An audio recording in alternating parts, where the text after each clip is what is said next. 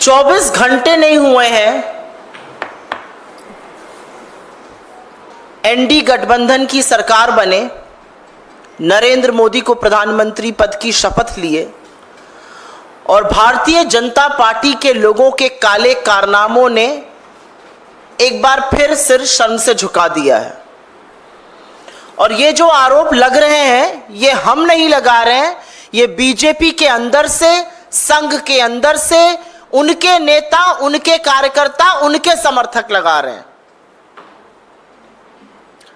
अब जो आरोप सामने आया है उसमें बीजेपी के नेता और उनकी आईटी सेल, जिसको मैं फेक न्यूज की फैक्ट्री कहती हूं, उसके सरगना अमित मालवीय पर आरएसएस के एक नेता ने यौन शोषण का गंभीर आरोप लगाया है। संघ परिवार के नेता हैं शांतनु सिन्हा, वो बीजेपी के बंगाल के पदाधिकारी राहुल सिन्हा के भाई हैं, एबीवीपी के सदस्य रह चुके हैं, हिंदू संघ के प्रमुख हैं। उनका कहना है कि बीजेपी आईटी सेल के प्रमुख अमित मालवीय बंगाल में औरतों का यौन शोषण करते हैं और सिर्फ 5 सितारा होटलों में ही नहीं, बीजेपी के दफ्तर तक में यह काली करतूतें चलती हैं। उन्होंने बंगाली में ट्वीट करके, बांग्ला में ट्वीट करके यह भी लिखा है कि बीजेपी नेताओं में होड़ लगी हुई है औरतों की आपूर्ति करने की। उनका कहना है कि ये सब लोग मिलकर, और अमित मालवीय का नाम लेकर उन्होंने कहा है, औरतों का यौन शोषण करते हैं। ये आरोप कांग्रेस पार्टी का नहीं है, ये आरोप संघ के एक व्यक्ति का है जो बीजेपी से जुड़ा हुआ है। मैं जानना चाहती हूं, बीजेपी की आईटी सेल है या दरिंदों का जमावड़ा है? आपको याद होगा उत्तर प्रदेश के आईआईटी बीएचयू का वो गैंग रेप कांड, जिसमें सक्षम पटेल, कुणाल पांडे, आनंद चौहान जैसे लोगों का नाम आया था। ये सब शीर्ष नेतृत्व ही नहीं, प्रधानमंत्री मोदी के बड़े करीबी लोग, लेकिन ये बीजेपी की आईटी सेल के संयोजक, सह संयोजक और उसके सदस्य थे। तो दरिंदों का जमावड़ा है क्या बीजेपी की आईटी सेल? आज सवाल इस बात का है, आज सवाल इस बात का है कि बीजेपी की आईटी सेल में कैसे लोग हैं भाई? एक ध्रुव सक्सेना था, आईएसआई की मुखबिरी करते हुए पकड़ा गया था, हिंदुस्तान में मुखबिरी करता था आईएसआई के लिए। ये किन दरिंदों से, किन लोगों से भरा हुआ है बीजेपी की फेक न्यूज फैक्ट्री, बीजेपी की आईटी सेल? और बीजेपी में कितने महिला विरोधी लोग हैं भाई?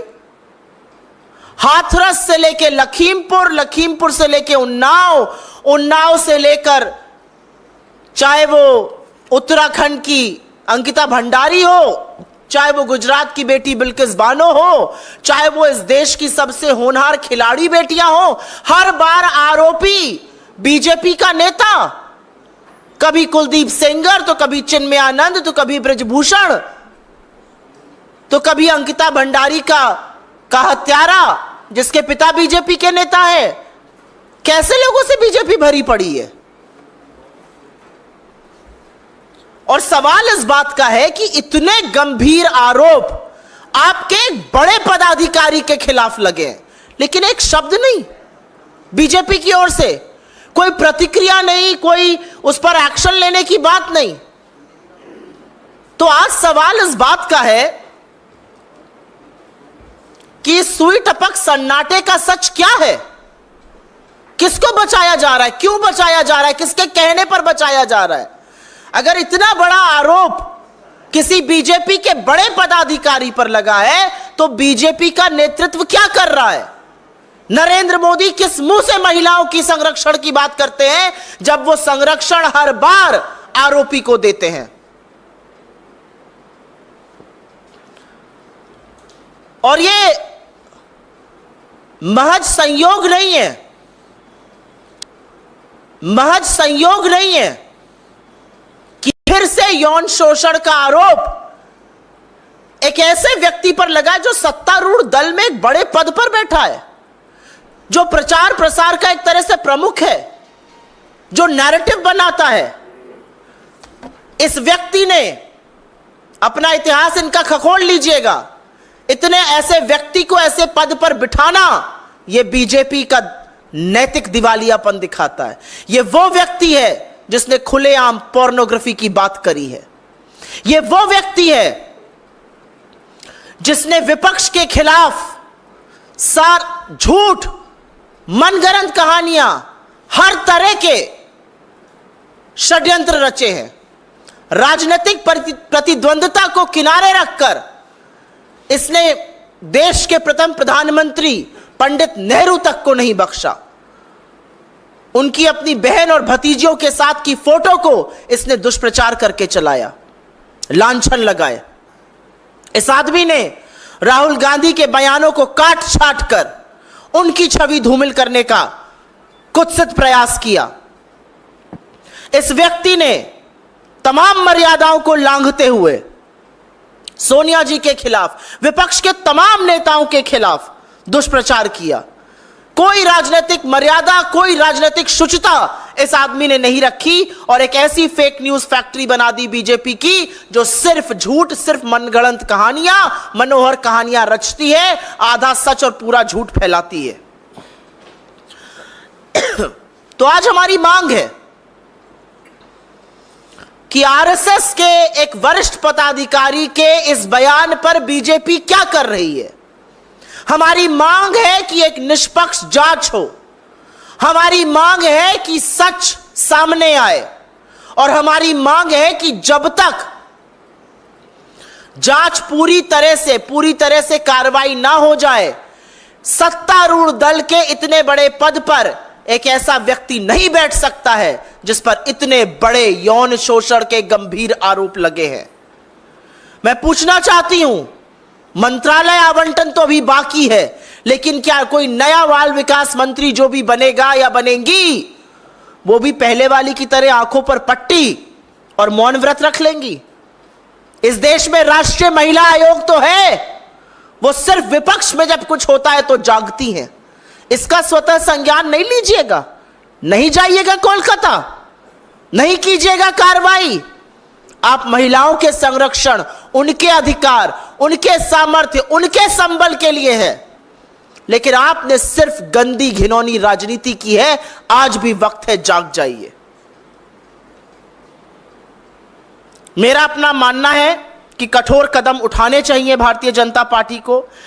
हम मांग करते हैं निष्पक्ष जांच हो, और वो तभी संभव है जब इतने प्रभावशाली पद से वो व्यक्ति हटाया जाएगा, और ऐसे व्यक्ति को सजा भी मिलनी चाहिए, और उनको अपने पद पर बने रहने का कोई नैतिक अधिकार नहीं है।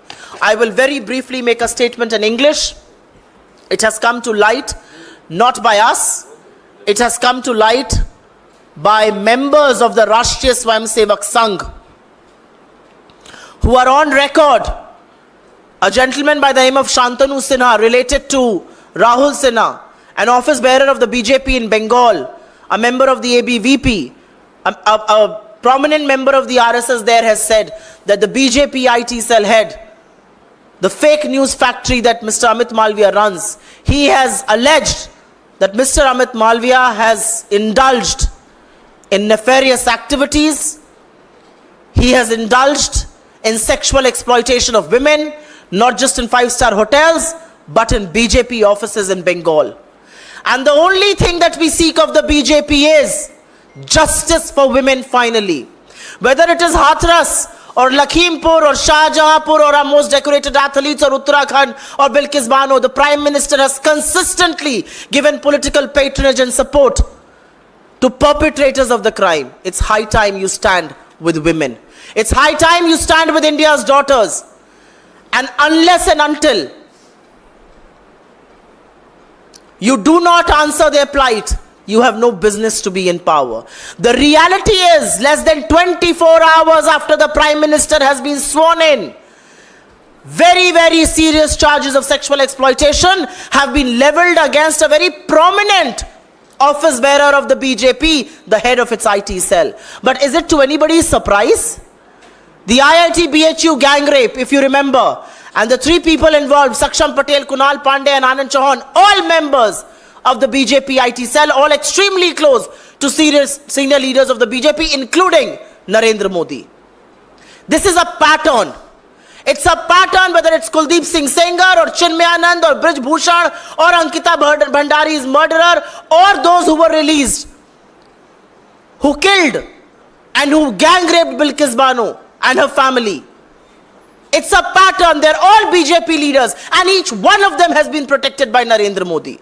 And so today we seek the immediate removal of Amit Malviya from his position.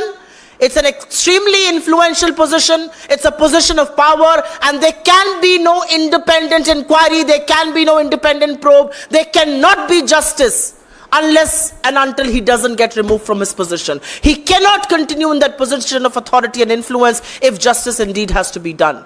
He is the same man who has perpetrated one lie after the other. He has not maintained any decency in public life.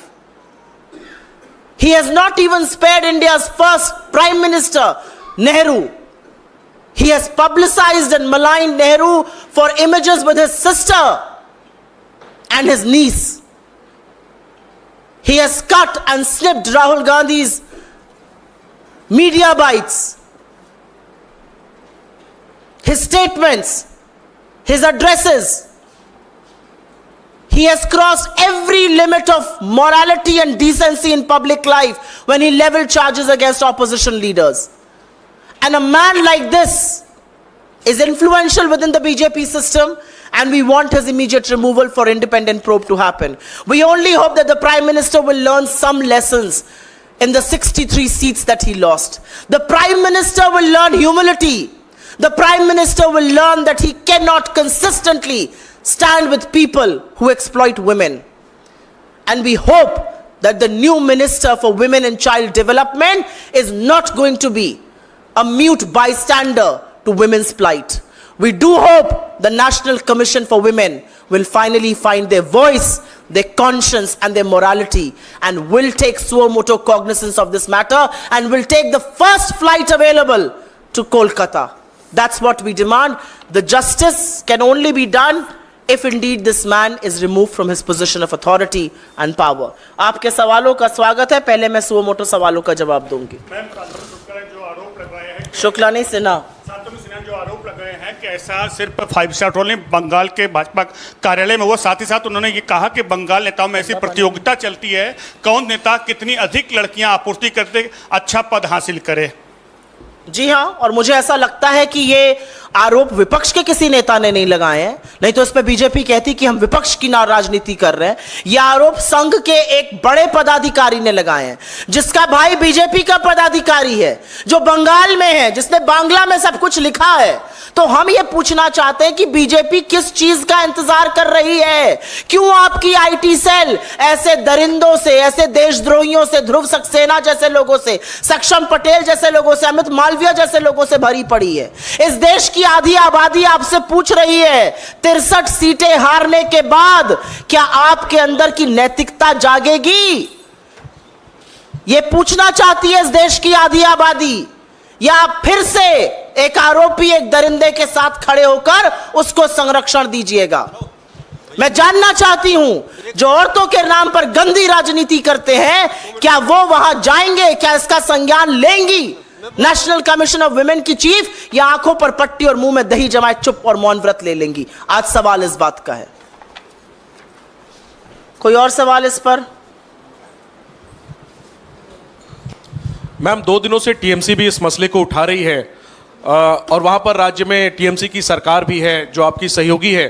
तो क्या अब तक इस मामले में FIR दर्ज हुई है और क्या आप मांग करेंगी कि जांच के लिए इसमें अमित मालवीय की गिरफ्तारी हो?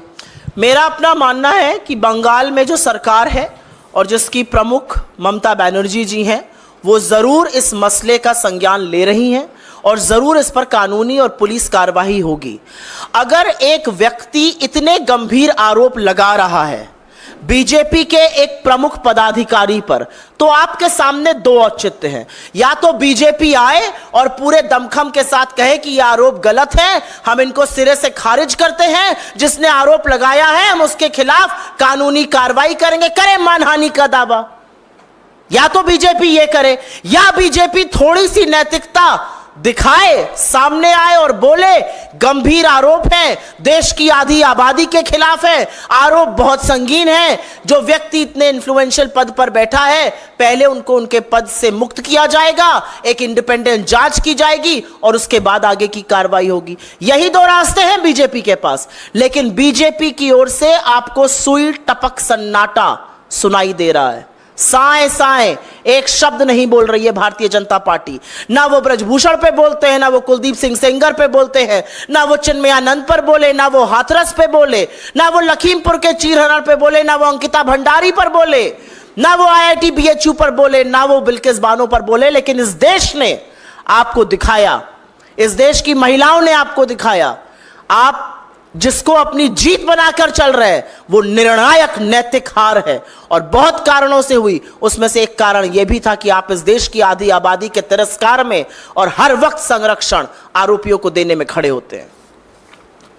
कोई और सवाल इस पे? कोई और अन्यथा सवाल? रियासी में जो आतंकी हमला हुआ है, जिसमें तीर्थयात्रियों की, जिसमें कि कई लोगों की मौत हुई है, इस घटना को लेकर के आप लोगों की क्या मांग है? हम सबसे पहले तो अपनी श्रद्धांजलि उन सब लोगों को देते हैं जिनकी जान गई, उन सब परिवारों को हमारी संवेदनाएं, जो घायल हुए उनके शीघ्र स्वास्थ्य लाभ की हम प्रार्थना करते हैं। हम बिना लाग लपेट के एक बात डंके की चोट पर कहते हैं कि हिंसा और आतंकवाद के खिलाफ यह देश एकजुट होकर खड़ा है। कोई फर्क नहीं पड़ता किसकी सरकार है या नहीं है, लेकिन आतंकवाद के खिलाफ हिंसा की लेश मात्र इस देश में जगह नहीं है, और हम उसकी भर्त्सना करते हैं और उनको कायर बुलाते हैं। श्रद्धालुओं की बस पर हमला करने वाले कायर हैं और कुछ नहीं। लेकिन इस बात की बहुत गहन चिंता है कि बड़े बड़े दावे और डींगे हाँकने वाले आज इस बात का भी जवाब देना पड़ेगा कि क्या है सुरक्षा व्यवस्था जम्मू कश्मीर की। पहले तो घाटी में ऐसी वारदातें होती थी, अब जम्मू में हो रही हैं। तो आज सवाल यह भी पूछा जाएगा कि आपने हिम्मत नहीं दिखाई चुनाव लड़ने में, आप श्रीनगर से भाग गए, आप बारामूला से भाग गए, आप अनंतनाग राजौरी से भाग गए, लेकिन आप अब बताइए कि कानून व्यवस्था इतनी ध्वस्त क्यों है? श्रद्धालुओं की इस निर्मम हत्या का जिम्मेदार कौन है? आज इस बात पर भी सवाल उठेगा। मैम, सुरेश गोपी हैं एकमात्र बीजेपी सांसद केरला से। उन्होंने कल ओथ ली और अब वो कह रहे हैं उनको फिल्मों में काम करना है और कंटिन्यू नहीं करना है मिनिस्टर के तौर पर। कई लोग ये कह रहे हैं ये मॉकरी है मैंडेट का जो मिला है, और बीजेपी ने अपना होमवर्क नहीं किया था उनको उससे पहले। नहीं, ये मॉकरी ऑफ मैंडेट और होमवर्क नहीं करना तो एक बात है, ये तो हम तो शुरू से कह रहे हैं तमाम बैसाखियां हैं, अब बैसाखियां बवाल मचाएंगी। आपने कल सुना अजीत पवार जी को, आपने कल सुना प्रफुल्ल पटेल को, आप सुन रहे हैं अभी श्री गोपी को। अभी तो देखिए आगे आगे क्या होता है। अभी देखिएगा, जो एक मुद्दा प्रधानमंत्री ने निर्लज्जता से जिस पर झूठ बोला पूरे देश पर, टीडीपी उसके साथ मुस्तैदी से खड़ी है। क्या आज नरेंद्र मोदी की हिम्मत है कि वह चंद्रबाबू नायडू को बुलाकर कहे आप मुजरा क्यों कर रहे हैं? है हिम्मत नरेंद्र मोदी के अंदर यह कहने की? क्या विश्वसनीयता है ऐसे प्रधानमंत्री की? क्या नैतिकता है अपने पद पर बने रहने की?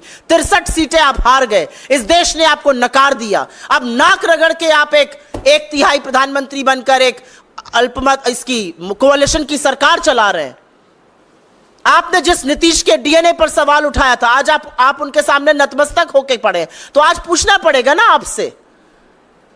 आपका सांसद कहता जी मुझे बनना ही नहीं है, मैं बनना ही नहीं चाहता हूं, मैं तो पिक्चरों में काम करना चाहता हूं।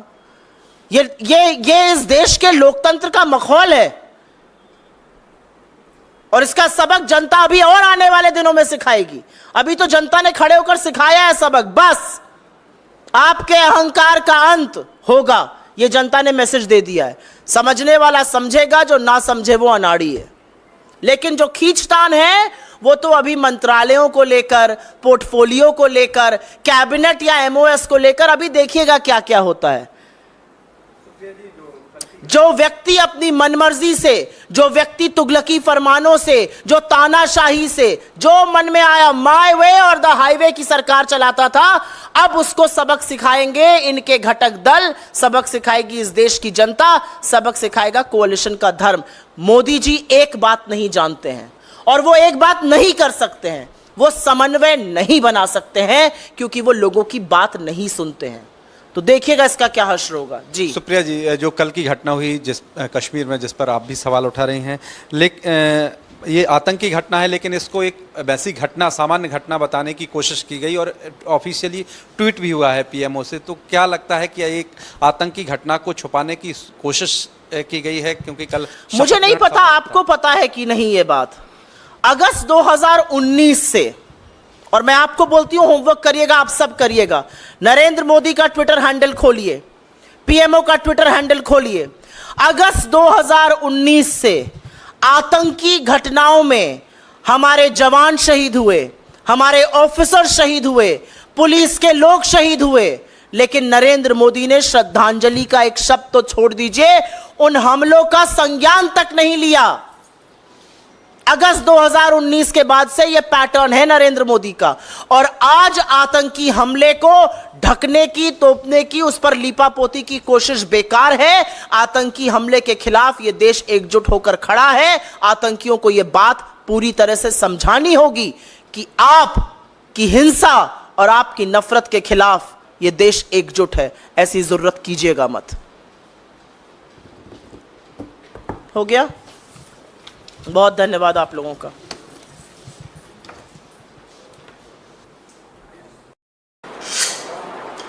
सिन्हा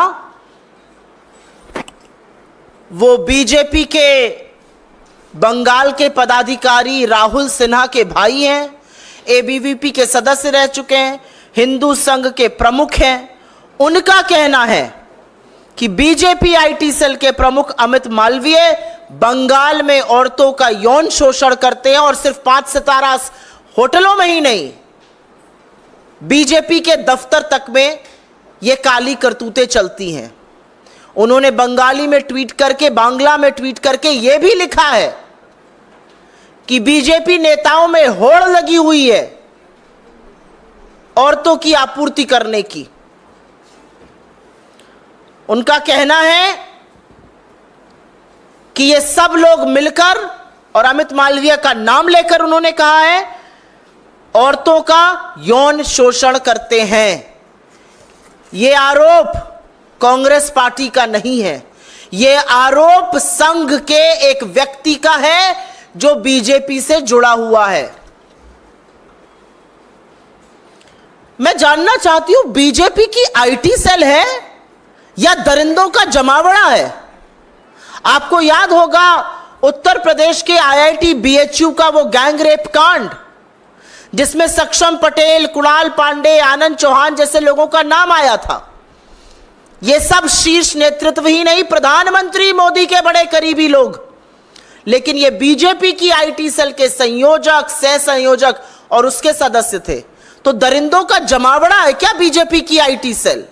आज सवाल इस बात का है, आज सवाल इस बात का है कि बीजेपी की आईटी सेल में कैसे लोग हैं भाई?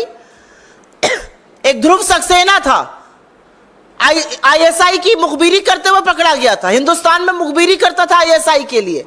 ये किन दरिंदों से, किन लोगों से भरा हुआ है बीजेपी की फेक न्यूज फैक्ट्री, बीजेपी की आईटी सेल? और बीजेपी में कितने महिला विरोधी लोग हैं भाई? हाथरस से लेकर लखीमपुर, लखीमपुर से लेकर उन्नाव, उन्नाव से लेकर चाहे वो उत्तराखंड की अंकिता भंडारी हो, चाहे वो गुजरात की बेटी बिल्किस बानो हो, चाहे वो इस देश की सबसे होनहार खिलाड़ी बेटियां हो, हर बार आरोपी बीजेपी का नेता। कभी कुलदीप सेंगर, तो कभी चिन्मय आनंद, तो कभी ब्रजभूषण, तो कभी अंकिता भंडारी का हत्यारा जिसके पिता बीजेपी के नेता है। कैसे लोगों से बीजेपी भरी पड़ी है? और सवाल इस बात का है कि इतने गंभीर आरोप आपके एक बड़े पदाधिकारी के खिलाफ लगे हैं, लेकिन एक शब्द नहीं बीजेपी की ओर से, कोई प्रतिक्रिया नहीं, कोई उस पर एक्शन लेने की बात नहीं। तो आज सवाल इस बात का है कि सुई टपक सन्नाटे का सच क्या है? किसको बचाया जा रहा है? क्यों बचाया जा रहा है? किसके कहने पर बचाया जा रहा है? अगर इतना बड़ा आरोप किसी बीजेपी के बड़े पदाधिकारी पर लगा है तो बीजेपी का नेतृत्व क्या कर रहा है? नरेंद्र मोदी किस मुंह से महिलाओं की संरक्षण की बात करते हैं जब वो संरक्षण हर बार आरोपी को देते हैं? और ये महज संयोग नहीं है, महज संयोग नहीं है कि फिर से यौन शोषण का आरोप एक ऐसे व्यक्ति पर लगा जो सत्तारूढ़ दल में एक बड़े पद पर बैठा है, जो प्रचार प्रसार का एक तरह से प्रमुख है, जो नैरेटिव बनाता है। इस व्यक्ति ने अपना इतिहास इनका खखोल लीजिएगा, इतने ऐसे व्यक्ति को ऐसे पद पर बिठाना यह बीजेपी का नैतिक दिवालियापन दिखाता है। यह वो व्यक्ति है जिसने खुलेआम पोर्नोग्राफी की बात करी है। यह वो व्यक्ति है जिसने विपक्ष के खिलाफ झूठ, मनगढ़ंत कहानियां, हर तरह के षड्यंत्र रचे हैं। राजनीतिक प्रतिद्वंद्विता को किनारे रखकर इसने देश के प्रथम प्रधानमंत्री पंडित नेहरू तक को नहीं बख्शा। उनकी अपनी बहन और भतीजियों के साथ की फोटो को इसने दुष्प्रचार करके चलाया, लांछन लगाए। इस आदमी ने राहुल गांधी के बयानों को काट छाट कर उनकी छवि धूमिल करने का कुत्सित प्रयास किया। इस व्यक्ति ने तमाम मर्यादाओं को लांघते हुए सोनिया जी के खिलाफ, विपक्ष के तमाम नेताओं के खिलाफ दुष्प्रचार किया। कोई राजनीतिक मर्यादा, कोई राजनीतिक शुचिता इस आदमी ने नहीं रखी और एक ऐसी फेक न्यूज फैक्ट्री बना दी बीजेपी की जो सिर्फ झूठ, सिर्फ मनगढ़ंत कहानियां, मनोहर कहानियां रचती है, आधा सच और पूरा झूठ फैलाती है। तो आज हमारी मांग है कि आरएसएस के एक वरिष्ठ पदाधिकारी के इस बयान पर बीजेपी क्या कर रही है। हमारी मांग है कि एक निष्पक्ष जांच हो। हमारी मांग है कि सच सामने आए और हमारी मांग है कि जब तक जांच पूरी तरह से कार्रवाई ना हो जाए, सत्तारूढ़ दल के इतने बड़े पद पर एक ऐसा व्यक्ति नहीं बैठ सकता है जिस पर इतने बड़े यौन शोषण के गंभीर आरोप लगे हैं। मैं पूछना चाहती हूं, मंत्रालय आवंटन तो अभी बाकी है, लेकिन क्या कोई नया बाल विकास मंत्री जो भी बनेगा या बनेंगी वो भी पहले वाली की तरह आंखों पर पट्टी और मौन व्रत रख लेंगी? इस देश में राष्ट्रीय महिला आयोग तो है, वो सिर्फ विपक्ष में जब कुछ होता है तो जागती हैं। इसका स्वतः संज्ञान नहीं लीजिएगा, नहीं जाइएगा कोलकाता, नहीं कीजिएगा कार्रवाई। आप महिलाओं के संरक्षण, उनके अधिकार, उनके सामर्थ्य, उनके संबल के लिए है, लेकिन आपने सिर्फ गंदी घिनौनी राजनीति की है। आज भी वक्त है, जाग जाइए। मेरा अपना मानना है कि कठोर कदम उठाने चाहिए भारतीय जनता पार्टी को। हम मांग करते हैं निष्पक्ष जांच हो, और वो तभी संभव है जब इतने प्रभावशाली पद से वो व्यक्ति हटाया जाएगा, और ऐसे व्यक्ति को सजा भी मिलनी चाहिए, और उनको अपने पद पर बने रहने का कोई नैतिक अधिकार नहीं है। I will very briefly make a statement in English. It has come to light not by us, it has come to light by members of the Rashtriya Swayamsevak Sangh who are on record. A gentleman by the name of Shantanu Sinha, related to Rahul Sinha, an office bearer of the BJP in Bengal, a member of the ABVP, a prominent member of the RSS there, has said that the BJP IT cell head, the fake news factory that Mr. Amit Malviya runs, he has alleged that Mr. Amit Malviya has indulged in nefarious activities. He has indulged in sexual exploitation of women, not just in five-star hotels, but in BJP offices in Bengal. And the only thing that we seek of the BJP is justice for women finally. Whether it is Hathras or Lakhimpur or Shahjahanpur or our most decorated athletes or Uttarakhand or Bilkis Bano, the Prime Minister has consistently given political patronage and support to perpetrators of the crime. It's high time you stand with women. It's high time you stand with India's daughters. And unless and until you do not answer their plight, you have no business to be in power. The reality is, less than 24 hours after the Prime Minister has been sworn in, very, very serious charges of sexual exploitation have been leveled against a very prominent office bearer of the BJP, the head of its IT cell. But is it to anybody's surprise? The IIT BHU gang rape, if you remember, and the three people involved, Saksham Patel, Kunal Pandey and Anand Chauhan, all members of the BJP IT cell, all extremely close to senior leaders of the BJP, including Narendra Modi. This is a pattern. It's a pattern, whether it's Kuldeep Singh Sengar or Chinmayanand or Brij Bhushan or Ankita Bhandari's murderer or those who were released, who killed and who gang raped Bilkis Bano and her family.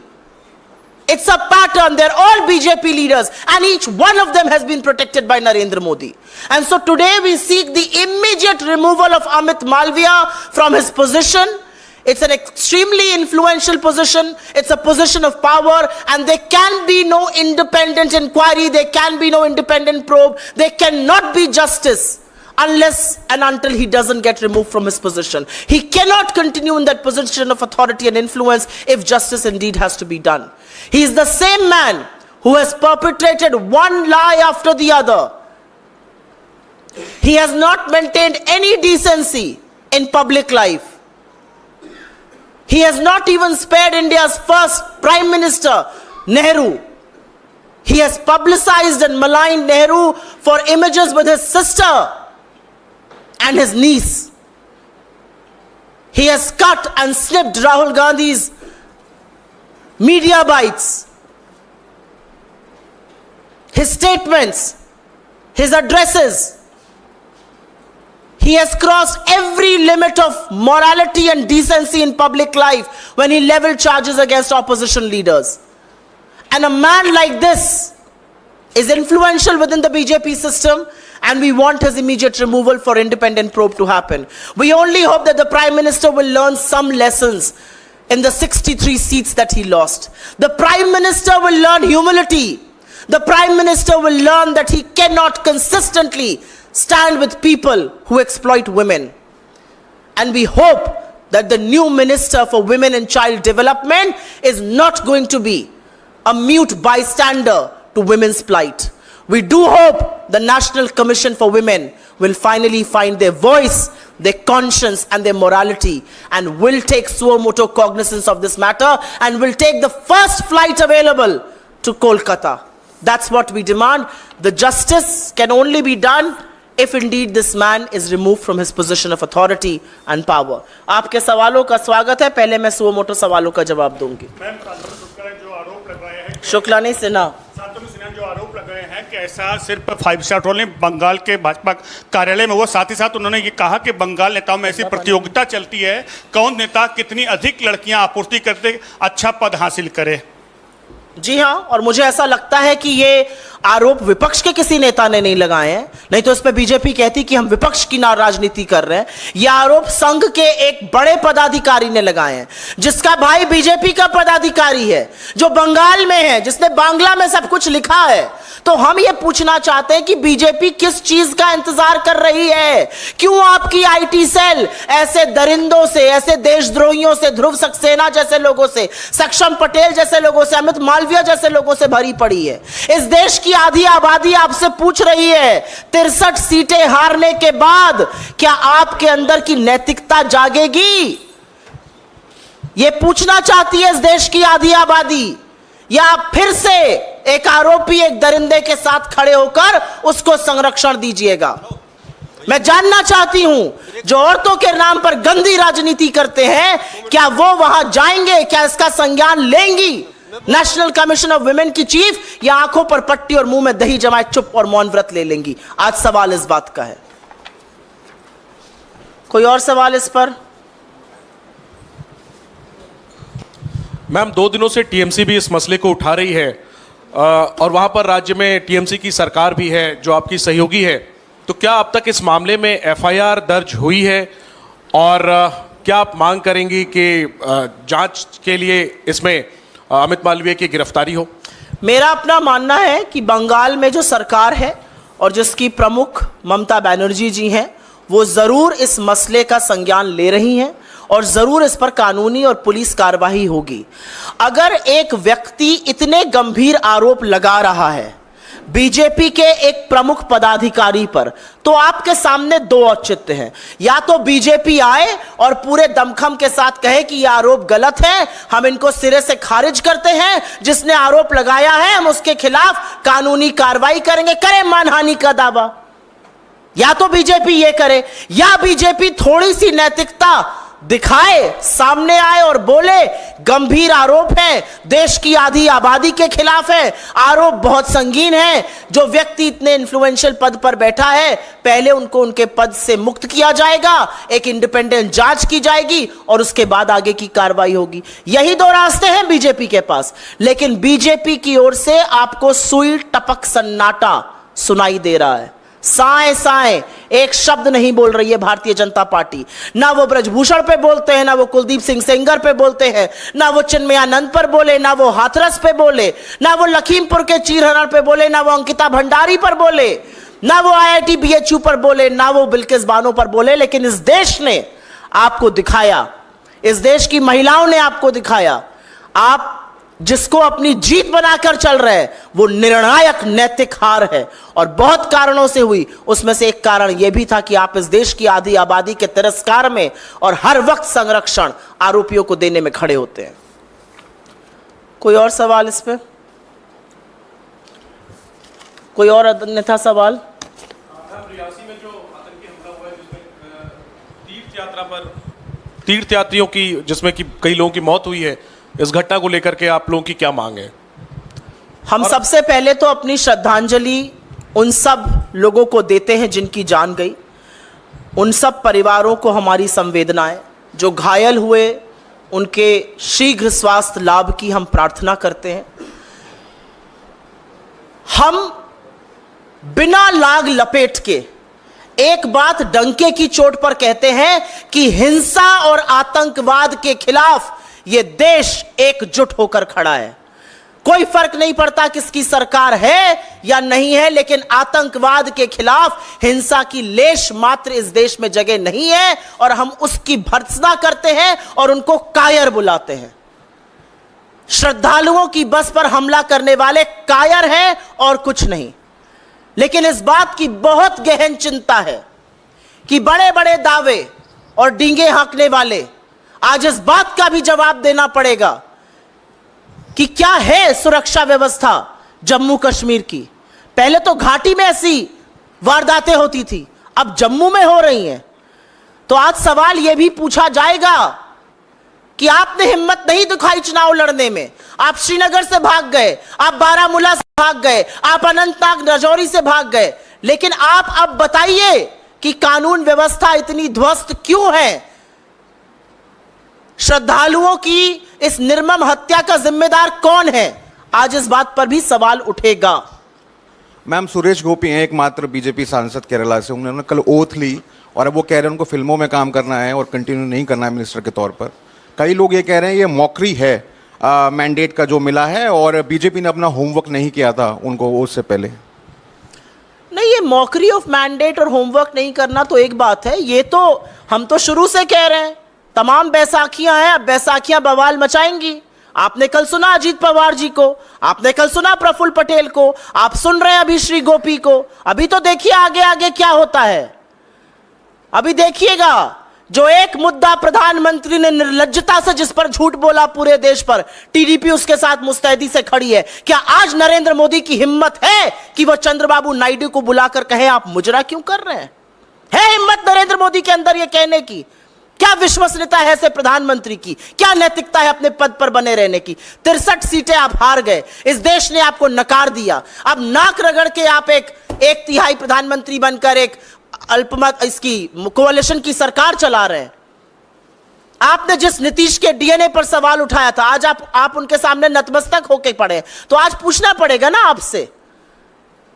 आपका सांसद कहता जी मुझे बनना ही नहीं है, मैं बनना ही नहीं चाहता हूं, मैं तो पिक्चरों में काम करना चाहता हूं। ये इस देश के लोकतंत्र का मखौल है और इसका सबक जनता अभी और आने वाले दिनों में सिखाएगी। अभी तो जनता ने खड़े होकर सिखाया है सबक, बस आपके अहंकार का अंत होगा, ये जनता ने मैसेज दे दिया है।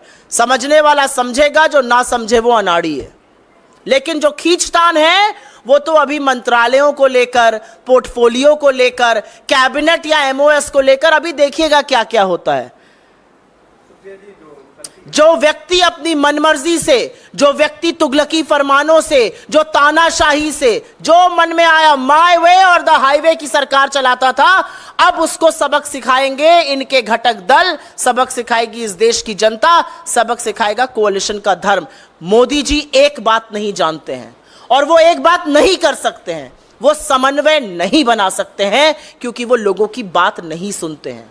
तो देखिएगा इसका क्या हश्र होगा। जी सुप्रिया जी, जो कल की घटना हुई कश्मीर में, जिस पर आप भी सवाल उठा रही हैं, लेकिन ये आतंकी घटना है, लेकिन इसको एक वैसी घटना, सामान्य घटना बताने की कोशिश की गई और ऑफिशियली ट्वीट भी हुआ है पीएमओ से। तो क्या लगता है कि एक आतंकी घटना को छुपाने की कोशिश की गई है? क्योंकि कल मुझे नहीं पता, आपको पता है कि नहीं ये बात। अगस्त 2019 से, और मैं आपको बोलती हूं होमवर्क करिएगा, आप सब करिएगा, नरेंद्र मोदी का ट्विटर हैंडल खोलिए, पीएमओ का ट्विटर हैंडल खोलिए। अगस्त 2019 से आतंकी घटनाओं में हमारे जवान शहीद हुए, हमारे ऑफिसर शहीद हुए, पुलिस के लोग शहीद हुए, लेकिन नरेंद्र मोदी ने श्रद्धांजलि का एक शब्द तो छोड़ दीजिए, उन हमलों का संज्ञान तक नहीं लिया। अगस्त 2019 के बाद से यह पैटर्न है नरेंद्र मोदी का, और आज आतंकी हमले को ढकने की, तोपने की, उस पर लीपापोती की कोशिश बेकार है। आतंकी हमले के खिलाफ यह देश एकजुट होकर खड़ा है। आतंकियों को यह बात पूरी तरह से समझानी होगी कि आपकी हिंसा और आपकी नफरत के खिलाफ यह देश एकजुट है। ऐसी जरूरत कीजिएगा मत।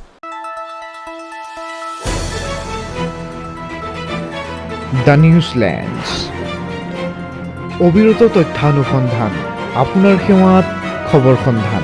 The Newsland.